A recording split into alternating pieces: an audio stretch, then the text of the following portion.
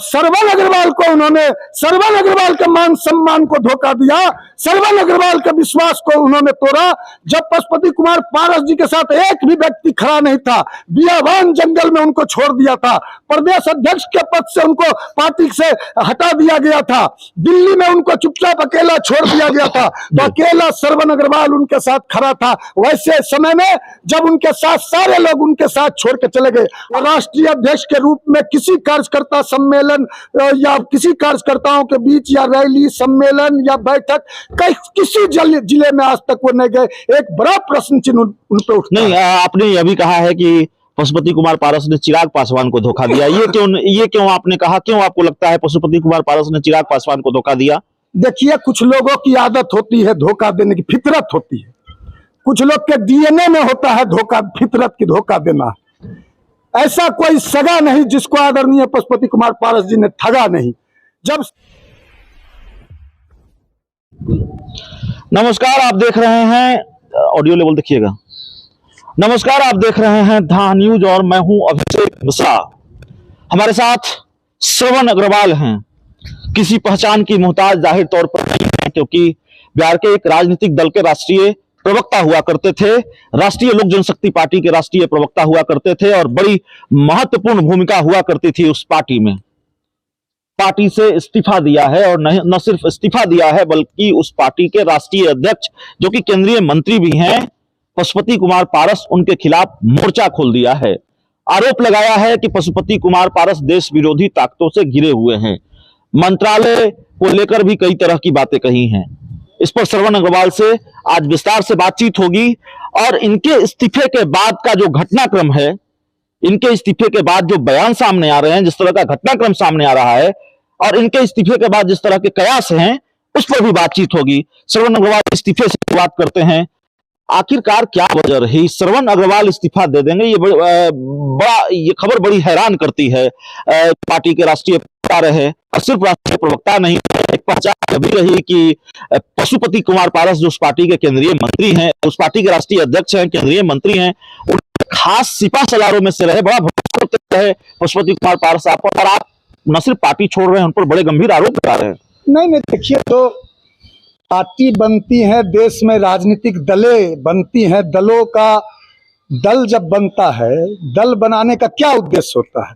रामविलास पासवान जी ने, हमारे श्रद्धेय रामविलास पासवान जी ने जब 2000 में 28 नवंबर को राष्ट्रीय लोक जनशक्ति पार्टी का स्थापना किया था, तो क्या सपना देखा था, क्या उद्देश्य था, क्या सिद्धांत थे, क्या नीति थे, पार्टी बनाने का क्या नियत था?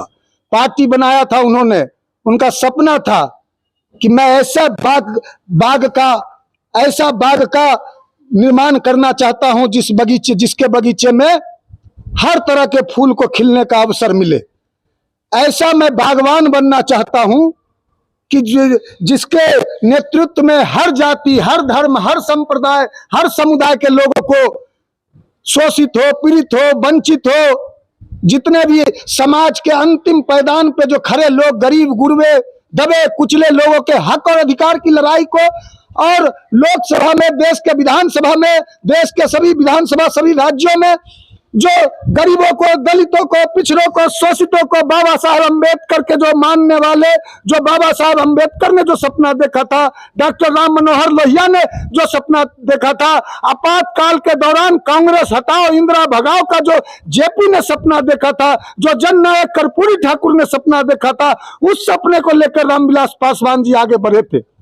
और उसी सपने को लेकर जब उस सपने को तोड़ा जा रहा था, लोक जनशक्ति पार्टी में जब कुछ ऐसे तत्व आ गए थे जो रामविलास पासवान जी के सपनों को चकनाचूर कर रहे थे, तो ऐसे समय में पशुपति कुमार पारस जी पर हम लोगों ने भरोसा जताया, सारे सांसदों ने पशुपति कुमार पारस जी पर भरोसा जताया, लेकिन उस भरोसे को पशुपति कुमार पारस जी ने पूरी तरह से तोड़ने का काम किया, खंडित करने का काम किया, कार्यकर्ताओं के मान सम्मान को धूल धूसरित करने का काम किया।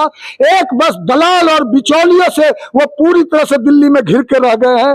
कहीं आप बता दीजिए अभिषेक जी, पशुपति कुमार पारस जी जब से राष्ट्रीय लोक जनशक्ति पार्टी में विभाजन हुआ, राष्ट्रीय लोक जनशक्ति में विभाजन और टूट के बाद, और हम लोगों ने, सभी लोगों ने पशुपति कुमार पारस जी के नेतृत्व में आस्था और विश्वास जताया, आज तक बिहार के किसी जिले में वो राष्ट्रीय अध्यक्ष के रूप में किसी कार्यकर्ता सम्मेलन या किसी कार्यकर्ताओं के बीच या रैली सम्मेलन या बैठक किसी जिले में आज तक वो नहीं गए। एक बड़ा प्रश्न चिन्ह उन पे उठता नहीं, आपने यह भी कहा है कि पशुपति कुमार पारस ने चिराग पासवान को धोखा दिया। ये क्यों आपने कहा? क्यों आपको लगता है पशुपति कुमार पारस ने चिराग पासवान को धोखा दिया? देखिए, कुछ लोगों की आदत होती है धोखा देने की, फितरत होती है। कुछ लोग के डीएनए में होता है धोखा, फितरत की धोखा देना।